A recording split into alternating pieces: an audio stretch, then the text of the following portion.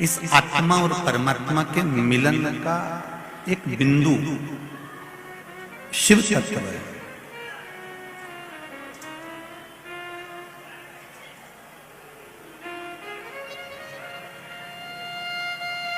मान लो मानव का शरीर मिल भी गया,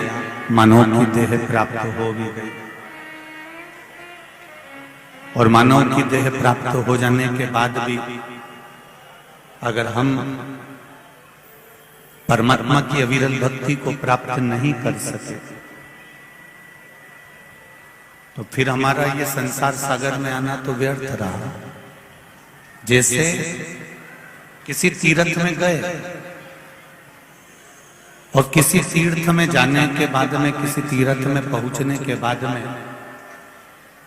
आप बद्रीनाथ चले गए, जगन्नाथ चले गए, द्वारका जी चले गए, रामेश्वरम चले गए, या उज्जैन महाकाल की पावन धरा पर चले गए, पर वहां पहुंचने के बाद यदि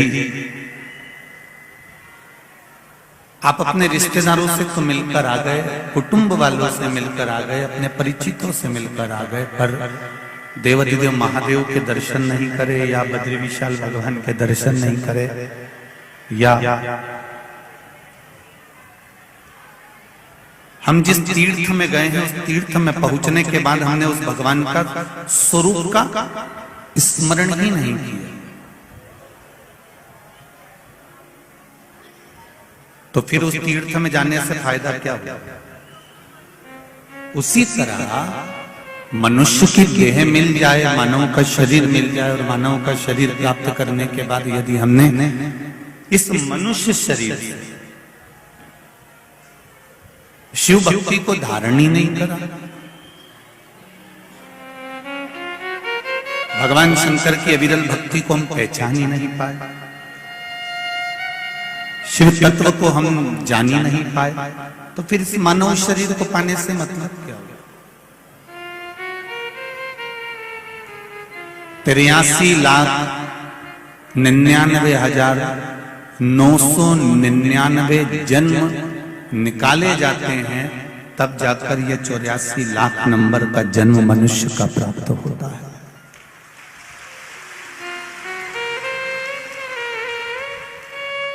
$83,99,999 जन्म निकलने के बाद यह मानव का शरीर मिला।